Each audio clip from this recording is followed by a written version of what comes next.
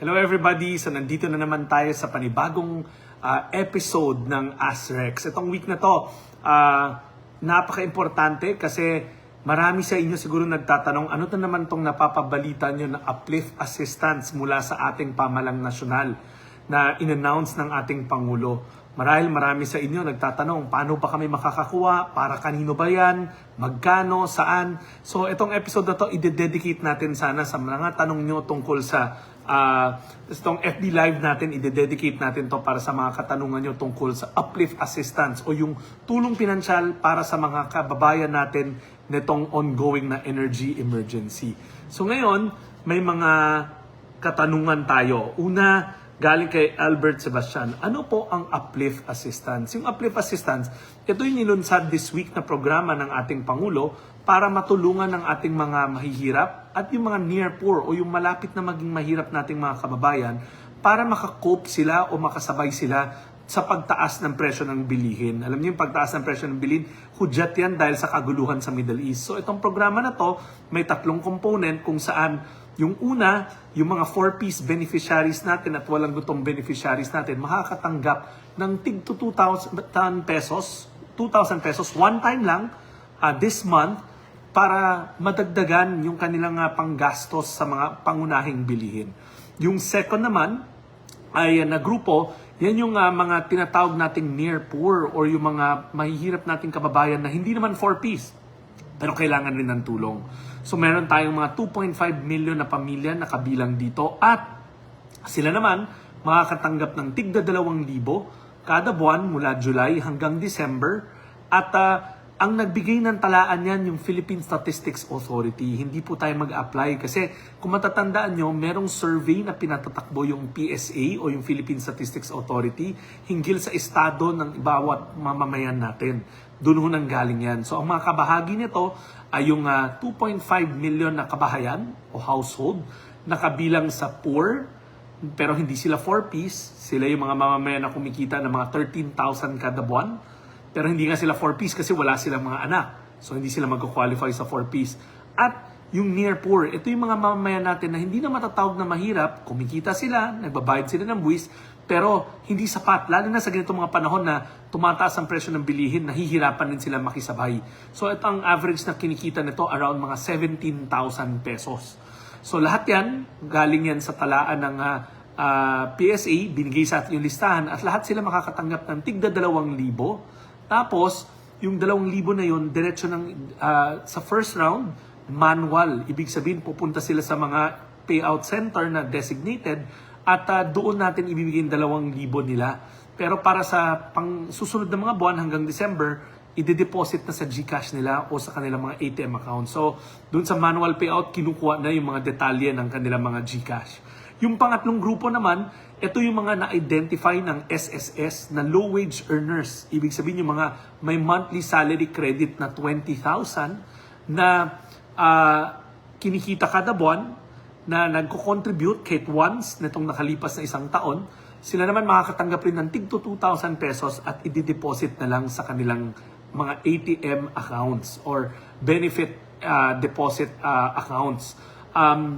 1.5 million na kabahayan yan. So pag sinumatotal mo tong tatlong grupo na to, 7.5 million na Pilipino o pamilyang Pilipino ang makikinabang, maproprotektahan para masigurado natin na sa ganitong mga panahon na may energy emergency, gusto ng ating Pangulo na yung kabawasan o yung nararamdaman natin na pagbawas sa purchasing power kasi tumaas yung presyo ng bilhin. So natural, yung piso mo mas humina. Sisiguraduhin natin na mapapalitan natin yon. Kasi sabi nga ng mga akadem o yung mga eksperto sa kahirapan sa akadem, pag wala tayong gagawin, nanganganib ang 1.2 million na pamilyang Pilipino na lumubog sa kahirapan. Kaya ayaw natin yon.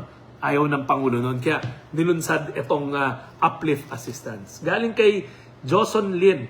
Sir Rex, sa inyo na po ba magtatanong po kapag may voluntary contributors ay kasama po doon sa bagong ayuda po? Paano po mag-apply? Tulad ng sinabi ko, Joson, hindi na tayo mag-apply. Ang nagbigay na ng, para sa mga low-wage earners, ang nagbigay sa amin ng listahan yung SSS na. Ang kabahagi dyan ay yung may mga monthly salary credits na 20,000 at sila yung mga nag-contribute kahit once in a year, last year, at meron silang basic deposit accounts o yung benefit deposit account. Excluded ang voluntary, by the way, excluded ang mga voluntary contributors kasi mga employed lang, yung mga employer-driven or ang kasama doon kasi yan ang binigay sa atin ng SSS. May katanungan tayo galing kay Lea Narciso Bue. Is it normal that the list of beneficiaries of Group 2 CBMS is not being shown? Hindi po, pwede naman yun ma-access kasi hindi namin pwede i-publish dahil yung listahan hindi naman galing sa amin. Galing yan sa PSA at may data privacy sila mga batas. Pero pwede nyo i-check sa PSA yan kasi nandun naman yon, galing sa kanilang listahan, hindi yung galing sa amin. Hindi namin pag-aari yung listahan kundi galing yan sa PSA. Pwede nyo itanong sa kanila yan. Galing kay Marie Jazel Reyes, paano naman po yung street vendor na katulad ko? Makasama po ba ako diyan? Basta na census kayo ng PSA, na natala nila kayo, na bahagi kayo ng mga mahihirap natin na kababayan, automatic nilang ibinibigay sa amin. Rosel Relly, how can those who pay for SSS but have no disbursement account avail of it? Yun nga ho, ang gusto ng SSS, yung mga may basic deposit account lang kasi doon namin i-credit. Wala naman ho kaming paraan na maibigay sa inyo yung tulong kung wala kayong basic deposit account. So ang naging criteria ng SSS, yung mga may monthly salary credit na 20,000, merong basic deposit benefit account, at meron silang last na contribution kahit na once last year. Next na tanong natin, paano po kung walang national ID at ibang government ID lang meron? Makakuha pa rin ba ng ayuda? At kung di naman po tinanggap ng DSWD ang government ID, valid name, saan po pwedeng i-report? Galing kay Marcy Adehar. Alam niyo, Marcy, any government ID will do. Basta naimbitahan ka, nakakuha ka ng notice na nandun ka sa listahan ng PSA. Pagpunta mo sa center na nakatakda sa lugar nyo, any government ID will do. Hindi national ID. Preferably, syempre, national ID. Pero kung wala, any government ID. Pero sa mga susunod na payout, sana may national ID na kayo. Kaya nandun rin sa payout center yung PSA para mabuksan nyo yung inyong national ID account. Galing naman kay Milo Cruzado Hernandez. Good afternoon po. There is still no list of participants in AFRI program here in Ibabang Uni, Mulanay, Quezon. Meron na po, nagsisimula pa lang tayo mula kahapon. Antabayanan nyo, makakakuha kayo ng invitations kung kasama ko kayo. Kasi yun nga, yung listahan ay galing sa PSA at iniisa-isa bahay-bahayin para ma-invite ho at masabihan kayo kung nasaan ang payout center sa inyong lugar. Galing naman kay Dodong Gregorio, maraming salamat po sa mabilis po na proseso. Pumasok agad ang cash card, malaking tulong po ito. 3 kung high school, maraming salamat. Dodong Gregorio, natutuwa kami na mabilis yung proseso, dineposit lang, marahil 4-piece beneficiary ka. Ganyan din yung mangyayari sa mga SSS beneficiaries natin this week. Diretso na sa benefit deposit accounts nila. And ganoon din sa Group 2, yung unang pagkakataon, ano lang yun, manual, kasi wala kaming record ng mga ATM nyo or ng GCash nyo. So, sa susunod, doon na namin ilalagay rin diretso. Meron tayong katanungan galing kay Mark Asibar. Paano malalaman na qualified o eligible ang isang SSS contributor? Via text message po ba o email? Meron kayo yung SSS na My SSS. Makikita nyo doon may notif na lalabas or sa email. Meron pa ba tayong mga tanong? Meron pa. Galing kay Leleng Bal, bakit po hindi pamantagalang solusyon sa kahirapan? Kung hindi, paayuda-ayuda lang. Turuan po sana natin sila magbanat ng boto. Next year, kumikita sila ng listahan. Leleng, meron naman ho. Kaya nga ang tawag sa departamento namin, Department of Social Welfare and Development. Yung social welfare, obligasyon at trabaho yan ng bawat pamahalaan sa buong mundo na pag sa oras ng kagipitan, kailangan lahat ng mamamayan may matatakbuhan. At yan ang DSWD para sa atin. Kaya nga ngayon may oras ng kagipitan dahil sa kaguluhan sa gitnang silangan, tumataas ang presyo ng krudo, tumataas ang presyo ng petrolyo, so tumataas din ang presyo ng bilihin. So may energy emergency, kaya kailangan natin itong ayuda na to. Pero yung pangmatagalan, may mga programa tayo katulad ng Sustainable Livelihood Program kung saan tinutulungan natin ang mga mahihirap nating kababayan maging negosyante at maghanap buhay. Kaya nga may social welfare and development. Yung tinutukoy mo development, sabay natin ang ginagawa yan. Ngayon, meron tayong tanong galing kay Jigs Obligar. Sa SSS, sir, kailan na ang release? Magsisimula na tayo within the week. Kuha lang namin ng final listing, kakaperma lang namin ng Memorandum of Agreement. Basta ulitin ko, ang monthly salary credit mo is 20,000 pababa. Meron kang beneficiary deposit account at naging contributor ka in the last year. At kung multiple kayo na contributor sa isang tahanan, yung pinakamatanda ang gagamitin natin, yung pinakamatandang contributor. Isa lang kasi per household. So, ang tabayanan nyo, pagkasama kayo sa mga criteria na yan, sigurado ka naman na binigay ng SSS ang inyong pangalan sa amin. Meron kaming tanong galing ulit kay Joson Lin. Joson, thank you kasi napaka-active mo. Nasagot na pala natin to. Meron na lang tayo galing kay Nieva Blanco Garcia. Kung sino pa yung may natanggap, sila pa yung laging merong ayuda. Hindi ho, kaya nga ho this time, mas malaking porsyento, halos 4.5 million ng 7.5 million ay mga bagong nakakatanggap. Kung papanoorin yung mga posts namin, marami sa kanila mga near poor, nagbabayad ng buwis katulad nyo, nagtatrabaho, pero kulang lang talaga ang kinikita, hindi sapat, lalong-lalo na kapag tumataas ang presyo ng mga bilihin katulad ngayong panahon. Sila yung mas binigyan prioridad. Yung 4-piece, one time lang ho, 2,000 sa 6 na buwan, one time lang, para lang makatulong sa kanila makabuelo at maprotektahan rin natin sila. So itong design na to, mas marami ang ibinibigay sa near poor, low wage earners, mga katulad nyo na nagbabayad din ng buwis, sabay-sabay na tayo nagbabayad ng buwis, pero this time sila yung inuna natin. Lisa Serrano Conita naman ang tanong niya, Sir, yung Census 24 po ba may sticker na kulay blue, dinidikit niya sa pintuan from bahay ang ginamit? Hindi. Lisa, may isang klaseng census na tinakbo ang PSA, ang tawag Community-Based Monitoring System. Doon I'm sure na interview ka, tinatanong ka kung magkano kinikita mo, kung may ari-arian ka, yun ang basihan nila, yung CBMS kung tawagin. Parang census, pero mas madetalye ang tanong. Hindi ko mabasa masyado yung pangalan niya kasi avatar lang. Bakit sa ibang lugar, sir, nagbigay pero dito sa amin, sa August 4 pa magsisimula ang bigayan? Ibig sabihin kasi sinasabay-sabay natin, pero importante rin na masusi nating pinag-aaralan at masigurado na yung mga benepisyaryo ay totoong mga benepisyaryo. So sana maunawaan nyo na limitado lang ang aming tao, pero tuloy-tuloy yan. Huwag kayong mag-alala, matatapos yan sa madaling panahon. Ayaw lang natin na sabay-sabay dahil kulang rin ng tao namin.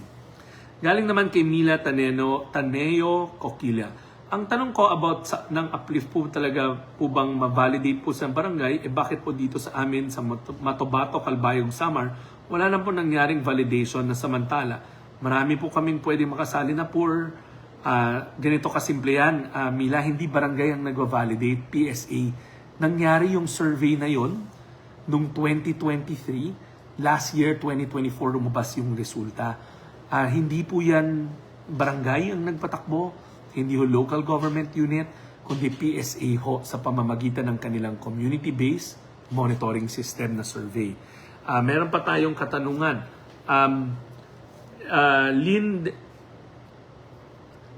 Linde Lena. Hello Sir Gatchalian, paano po yung mababa ang sahod pero nakakaltasan sa SSS? Paano po mag-apply sa uplift? Sana mapansin niyo po. Ma'am, tulad ng sinabi ko, hindi na ho kailangan mag-apply. Na-identify na ho kayo ng SSS. Kung kayo po ay bahagi ng may mga MSC na monthly salary credit na 20,000 pababa at pasok kayo dun sa ibang criteria, ibig sabihin meron kayong beneficiary deposit account, nag-contribute kayo in the last year, automatic na kayong ini-enroll ng SSS sa amin. Meron pa tayong katanungan. Marami talagang tanong tungkol sa uplift at maganda to kasi alam ko maraming curious. It gives us a good chance. Marahil yung tanong na binabasa ko, yan rin yung katanungan nyo. Si Bubbles Premium Beverage Solution. Sir, paano po kung new employee lang ako, ngayon pa lang ako nagbabayad ng SSS, maihabol pa ho ba? Unfortunately, hindi po. Kasi tulad na sinabi ko, dapat nagkaroon ka na ng contribution at least once in the past 1 year. So kung bago lang ho tayo, unfortunately, hindi ho tayo magka-qualify pa. Galing naman kay Chona Layuyon. Sir, I'm just asking if you were included in CBMS Census in 2024, automatically in the uplift program, kasama po ba kami? Basta pag na CBMS kayo at sinabi ng PSA at ng Department of Development and Economy na poor kayo, na pasok kayo sa qualifications o yung kinikita ng poor, then pasok na kayo. That's around 13,000, yung hindi lalagpas sa 13,000 pesos ang kinikita. Meron pa tayong tanong naman galing kay Joel Acupido. Ang voluntary self-employed po ba naghulog sa SSS? Hindi po ba kasali? Unfortunately, hindi po kasi wala naman ho kaming way malaman kung ano yung monthly salary credit nyo. Kasi gusto nga natin matukoy na low wage earner kayo. Tandaan nyo kasi pag voluntary tayo, wala tayong way malaman kung ano talaga yung buwan-buwan na kinikita nyo. And again, SSS na ang tumulong sa amin sa pamamagitan ng pagbigay nitong listahan na galing na rin ho sa kanila. Meron pa tayong mga dagdag na katanungan. Gusto ko muna magpasalamat sa 7,000 plus na nanonood nito. Sana tulungan nyo kami magpaliwanag sa ating mga kababayan tungkol sa Uplift program. Meron ba tayong tanong? Actually, halos nasagot na ata lahat, no? Ulitin, meron pa tayong ito, galing kay Jason Flores. Sir, yung mga fuel subsidy unclaimed, ano po mangyayari? Alam nyo, nakailang special payout po tayo. Halos ilang buwan tumakbo at napakaraming special payout. So unfortunately, tapos na po yung programa na yun. Nag-liquidate na kami. Ibinalik na namin sa kaban ng taong bayan yung mga naging unclaimed. Pero gusto ko report sa inyo na napakaraming drivers at riders ang ating natulungan. Alam nyo, nung natapos yung programa, close to 2 million na drivers at riders ang ating nabigyan ng tigsa 10,000. Close to 9 billion pesos yung nailabas ng DSWD para sa programa na yan. So ngayon, part 2 na kasing ginagawa natin, tulong naman sa ating mahihirap na mga household at near poor o low wage household. Good PM, galing naman to kay Mean Ernista Labanan Ekap. Good PM po sir, paano po kung pagkadalaga pa po yung surname sa national ID, pero lumabas sa list, married na po yung surname. Ano po pwede gawin? During the payout, pwede nyo linawin yon. Dalhin nyo lang yung mga evidence na kayo yung same na tao, marriage contract, pakita nyo lang na kayo rin yon. Na ang surname nyo originally ay ganito, dahil nagkasal kayo at ito na yung marriage certificate, naging iba na. Pero I also encourage you na nandun na yung PSA, magpatulong na kayo mag-update rin ng inyong record. Kasi sa payout center, nandun na rin yung PSA. So, samantalahin nyo na para long-term na yung solusyon ng inyong maaaring problema. Last 2 questions tayo.